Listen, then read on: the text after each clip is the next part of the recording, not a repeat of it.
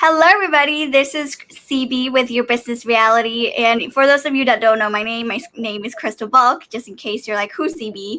That is me. And today I'm very excited because I have an amazing woman. But before I get started with her, I just want to let you all know that my book is going to be coming out in English this year. So if you want to purchase it or want to look into it, let me know and I'll save a copy for you. It's going to be called From Zero to Success, and it's literally everything you need to know from zero to, like, when you're starting off, you're moving from corporate into entrepreneurship. And this is written by 16 authors from around the world that are they know exactly what they're talking about. So let me know and I'll go ahead and send you information. That's awesome. Yeah, it's really, really good. So we're really excited about it. And it's literally just our expertise and our stuff that have happened, in the past years and so forth. But let's get started.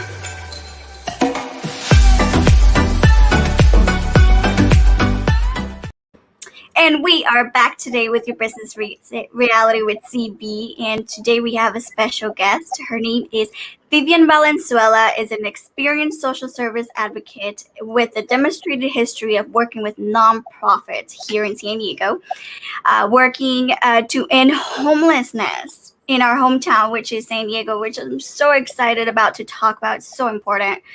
And Vivian has been in the marketing, advertising, sales, and entrepreneurship, model, talent, film background. In the past, she's been a Miss USA director and representative, and now she is a WWCA member, which means World Women Conference and Awards. Oh my God, Vivian, welcome. You're so accomplished. Thank you for having me.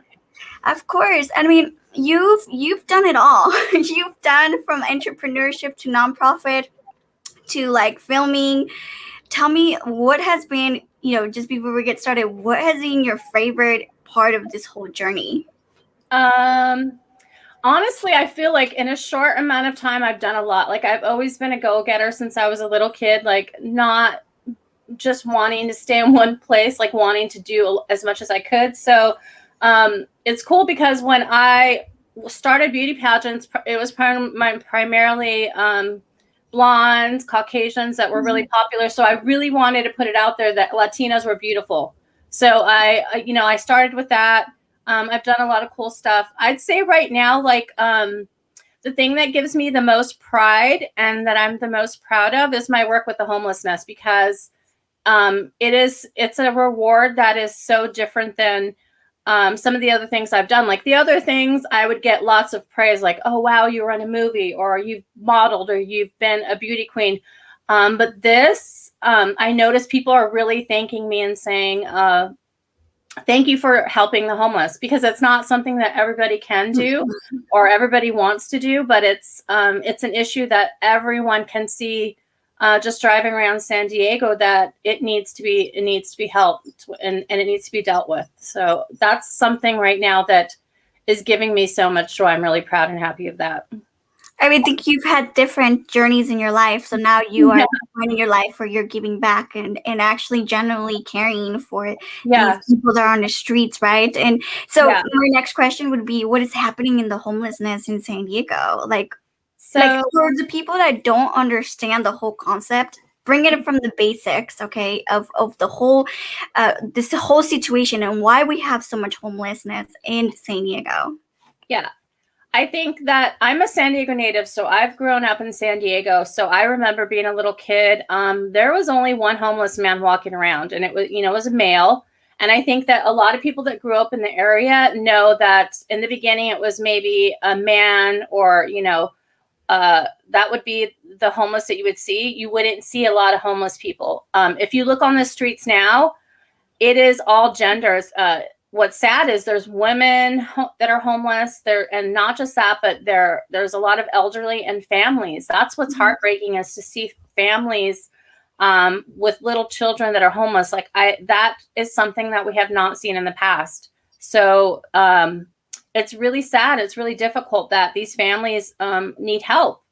Kids should not be raised like this. They should be able to have a home and food, And so at the shelter that I work at, that's our priority, is to work with the children. And I'm trying to work with them when they're young so that they can see that, this doesn't have to be your future. You can get a job and be successful. So I'm trying to motivate them. I'm trying to get them when they're really, really young. So that's what I'm working on right now. And that's powerful because you are leaving a legacy behind and changing the culture and the views that, hey, even though you grew into this, doesn't necessarily mean that this has to be your future, that there is opportunities and there is ways to get out of it and do something with your life and something worthy about it. And so from this past 2020, tell us a little bit of the whole concept with the homeless in San Diego. Yeah, I think it's great to start when they're young, and I'm seeing a lot of multi-generational homelessness where people in the shelters, their grandparents were homeless, their children were homeless, their parents were homeless. So it's something that's kind of passed on. So we need to nip that in the bud and work with them and show them that you need to stop the cycle. This is not a way to live. Like, there's other things we could do. 2020 was really difficult with COVID. Prior to that, I've only been at this shelter for a very short time. And in that time, I am the only employment specialist there. I'm the only person in this large shelter that helps clients get jobs. So when I started, I wasn't really sure how I was going to handle this or what I was going to do. But I feel like I've done an amazing job. In the year that I was there, I was able to get over 300 clients that were just, sleeping out in the streets. Not a lot of them weren't living in our shelter. They were just down and out on the streets. I was able to get them jobs. So that's 300 plus lives that I've changed. Right. And it starts with the job. So with COVID, it has been very challenging where we're trying to brainstorm and think. And this is where if anybody, that has a company or that has an organization or a job or just, is hiring you can reach out to me, because we're trying to find different ideas and different ways to get the clients back into the workforce. So that's what we're dealing with COVID, because it's been a challenge, but there are jobs out there and the clients are ready to work. So I'm there to help them. Absolutely. And anybody that's out there that definitely wants to help and assist. And because, Vivian, in the past, you have told me that some of these homeless have had doctorate degrees, that bachelor degrees. Yeah. I mean, there's different, avenues of where they're coming from. So tell us a little bit of what is your typical type of homeless people that you run into. Yeah. Unfortunately, I'm surprised because I've always helped homeless. I've always been done philanthropy. I've always volunteered, but it's different when you go drop stuff off versus working with them every day. So I was really surprised that the large amount of homelessness are elderly. They're older. So a lot of them don't know how to use a cell phone. I'm starting with the basics on how to use a phone, how to use the computer. So we're starting with that, holding their hand through the entire time. And we're seeing a big change. But yeah, I'm excited because I know that they want to get a job and I'm willing to help them. So. Yeah, absolutely. And I mean, there's different avenues coming from different directions, and you work with them. Getting 300 people out of the streets is incredible. Yeah. And you were saying that also, that we do have all types of people. I mean, I am amazed when I meet these clients and their background is, we've had lots of clients with master's degrees, doctorates. We've had teachers, and professors at universities, wives of JAG instructors.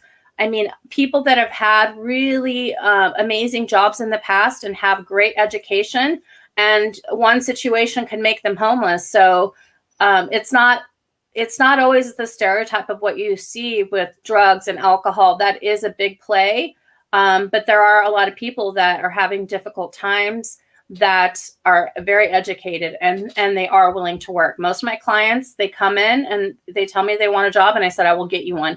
And we're able to get them a job. Like, I really work really hard to motivate them, be their support, be their cheerleader. And to see them out there in the workforce, it makes me really proud.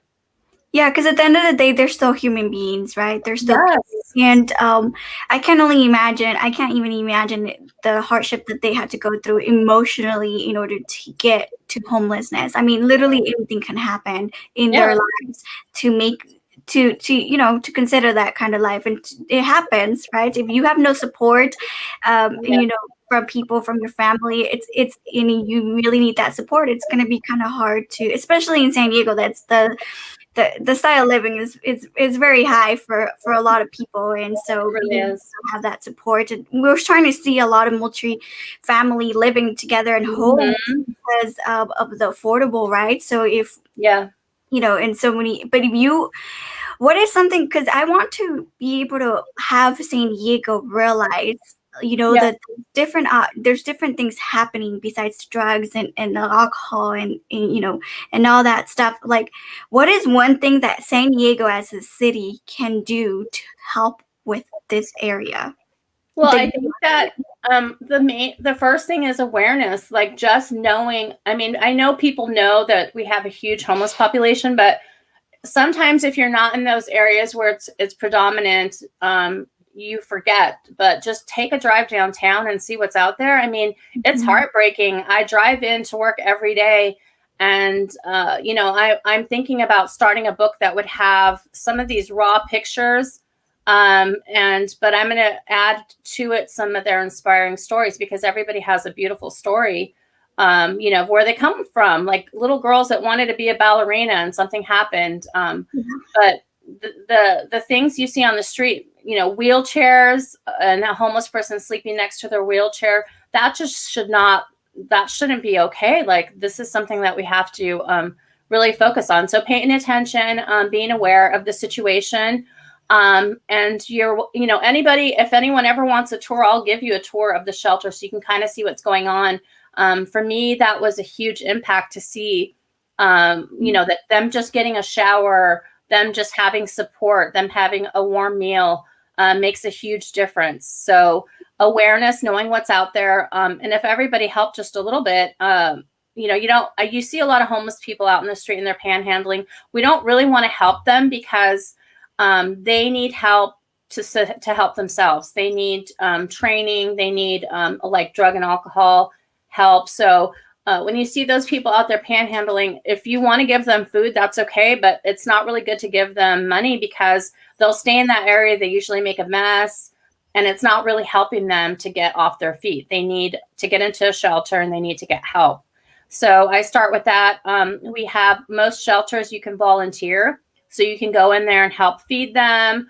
When it rains, we have emergency shelter. So there's a lot you can do. And I think that everybody can do it.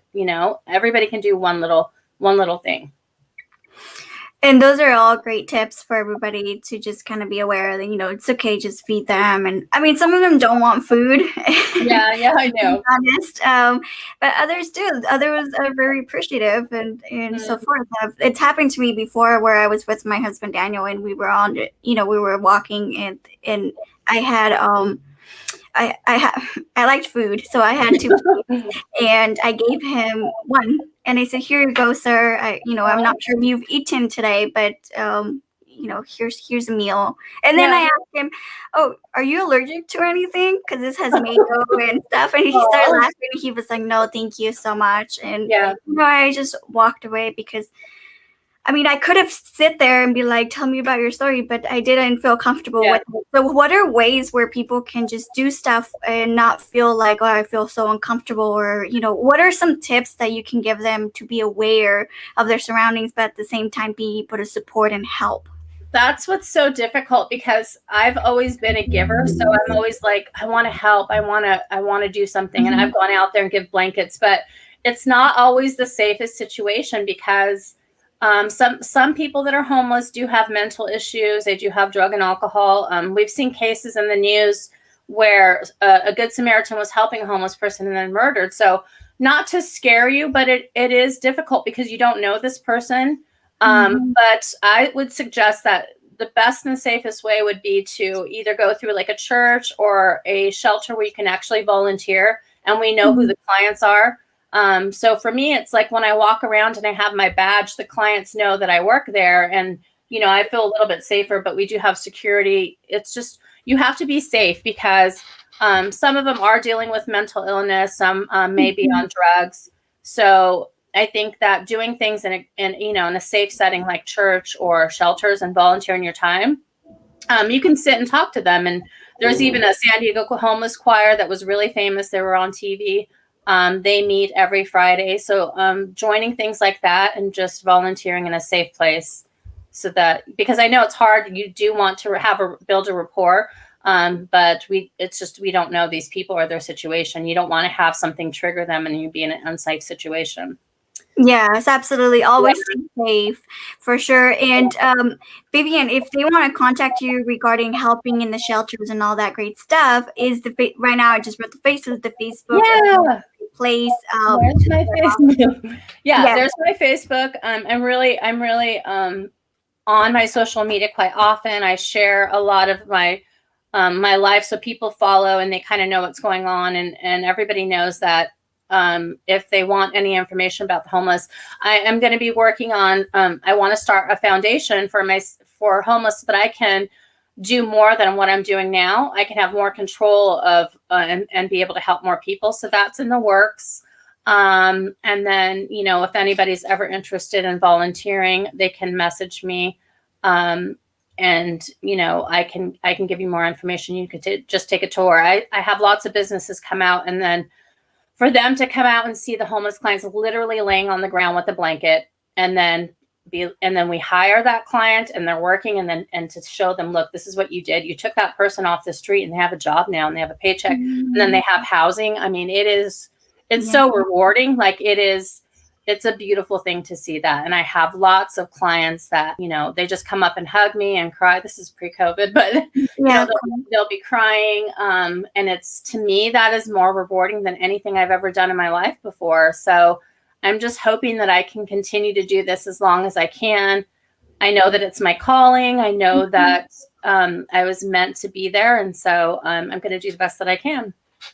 It's beautiful to see you, the way you're expressing yourself, because you can definitely tell that you are passionate about it, and it's not for everybody, right? And it's truly recalling, and you've done a lot of rewarding stuff, but not like this, because you're helping people literally get back in their feet, and that's not always easy to do. Even for us, right? And being able to help somebody in need is beautiful, and it's rewarding, it's fulfilling, right? The emotional aspect of it as well, that's part of it.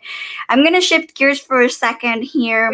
So I know you are part of the World Women Conference and Awards. How do you like being part of that organization? So I'm so excited. I'm so glad you invited me and let me know about it, because everything that I learn and that I'm going to be learning with this foundation, the contacts, just all the support and all the knowledge, I'm going to be able to take that and share that with my clients. And hopefully someday I'm sure someday soon we'll be able to do something where we can host events. I've done events at my shelter that I'm at. We've had the Ladies Guild come in. We've done like little fashion shows, beauty makeovers, and the clients love it. It's adorable. I've done we've done movie nights during the day where we'll watch a career movie with popcorn, and the clients start crying. They're like, it feels like a little piece of normalcy. I almost feel like I'm not homeless. So everything that I'm going to be gaining from this organization, I'm going to be able to share that with my clients, and I'm excited. I'm excited because I've done a lot in public speaking, and I want to be able to share. I mean, this today is just a small part of my story. I mean, I have a lot, as everybody does, but I've been through a lot, and I have a lot to share. So I'm super excited to have this organization of women come together. And that's the beauty about the whole World Women Conference and Awards. It's a global organization, for those of you that don't know what it is. And there's a chapter here in San Diego, and that's where Vivian and I are part of. And the beauty about it is that we don't just do World Women Conference and Awards related stuff. Like, for example, with Vivian, when she starts her organization, we will help and support her in whatever that we can for the organization or the people that are involved in the organizations, right? Being able to not just network, but generally help one another in each others' goals, ambitions, and caring for those areas is what makes this organization so beautiful. And we all come from different avenues of life. We're all involved in different stuff, right, in the organization. But being able to have that support system like we were talking about earlier, that's what this whole organization gives you. And I'm glad that you're able to take a lot in such a short time, and to know that we haven't even touched a sprinkle of what World Women Conference is going to be doing within the next year or so. So we are here to support any way that we can, and that's and that's the beauty about this organization is we want to help you. We want to be able to support you, even if you're already part of an organization. That is okay. The more the barrier. And if anything that 2020 has taught us this past year is that unity can definitely go forward way more than just trying to work on your own. Unity around the world, around your community. We start with our community and work our way up, filling the gaps that are needed. Like Vivian is starting her organization, filling the gaps that she is seeing that are happening with the homeless area, right? And I support her, because at the end of the day, this does affect all of us. Nobody wants to see somebody literally in the streets with families and and senior citizens, veterans. Nobody ever wants to see that suffering. At the end of the day, this is our city and we should be able to take care of it. So if you are interested in checking us out at World Women Conference and Awards, we are on Facebook, LinkedIn, Instagram. You can connect with me.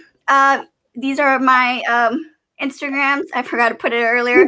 My Instagram, my Facebook, my LinkedIn. We are a growing organization, and we are here to support not only the people that are the members, but their organizations, their needs, and whatever information and connection you need, we will make it happen. So, Vivian, I want to thank you so much for being here today. But before we leave, we actually have some amazing comments from some amazing women. Bring on. So Jolanda, she's actually from the World Women Conference and Awards from Africa. She said, "Well done, Vivian, on everything you have in your career and for the homeless. You have such a great and colorful career background. It's inspiring." Yay. Thank you, Yolanda. I mean, you'll have to tune in, but I'll have to tell you my backstory. Like, I'm a mom of 4. I've been divorced twice. I'm a domestic violence survivor. I've suffered severe anxiety where it was agoraphobia, where I couldn't even leave the house. And I feel like since I've been through so much, I can really share with other people, and I can say, if I can do it, you could do it. Right. So I appreciate that. That means so much. And we also have another question from Jolanda. Is the government helping in any way with the homeless in San Diego? Oh, yes, definitely. And COVID has been really difficult for most. But what's amazing is homelessness has not been affected like I thought it was. I think they have an immunity, and they're really strong because they've been resilient, because they've been out in the streets. So it hasn't affected them. But with COVID, they put them in the convention center, and that time has come up where they can't stay there, and so they're putting them in housing. So because of COVID, we have hundreds of clients that are going to get housing. And San Diego is really good and has been really big about helping the homeless. It's just the homelessness is growing so fast. So I'm hoping that we continue to be able to offer them housing and education, and teaching them to take care of themselves. So yeah, San Diego's been really good, and the government's been involved. So I hope that continues. Absolutely. Then we have Lillian. This is such an important message. Thank you for bringing the awareness. You definitely did that today. Yeah, I think that if anybody has any more questions, I mean, there's no dumb question you can ask me.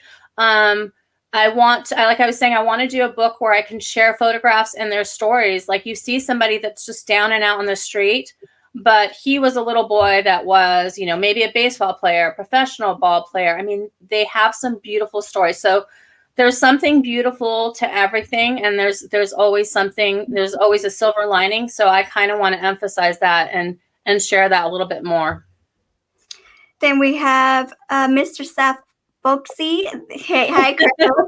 Hey, he's Mr. Saab. I'm just saying, you gotta have Vivian on your podcast. Dubai and all the rest of the world need to listen to what's hi, happening. Steph. Yeah, for sure. I could, I'd love that. And then the last one from Jolanda. Thank you, Jolanda, for being such a supporter today. And she said, exciting times, Vivian. We're happy to serve you at WWCA. Looking forward to learning from each other. Yay. Yeah, And I'm so excited. It's a beautiful, nothing but giving organization. And I mean, I see beautiful things happening. I can't wait till we start working with children, young girls, and start boosting them up. And it's going to be nothing but great. Absolutely. And then the last one, we have Nasabi Florence. She's the chapter of one of the African teams. Oh, yay. Loves everything that she's, listening today. So I want to thank everybody for being here. Thank you, Vivian, especially you for bringing awareness, and thank you for doing what you're doing. I don't know if a lot of people tell you that, but I'm very grateful for that, because you are part of our community, and homeless people are part of our community. And so let's find a way to fill in the gap in that area, and just not, instead of increasing the homelessness here, let's try to decrease it and find solutions that are going to benefit them and their own families. Because like Vivian was saying, this is not just about one person and one homeless. This is happening in the whole families, where it's trending, and it's happening as a cultural thing. So we got to find a way to minimize that in order for us to keep San Diego as one of our sunshine cities, and so forth. And so I want to thank you all for being here and supporting us today. And I will see you all next Monday at 1 p.m. Pacific time. Next week, we will have the founder of World Women Conference and Awards, Ragnar Sanikas. So stay tuned, and we'll see you all. Take care. Bye, guys. Happy Monday. Thank you so much.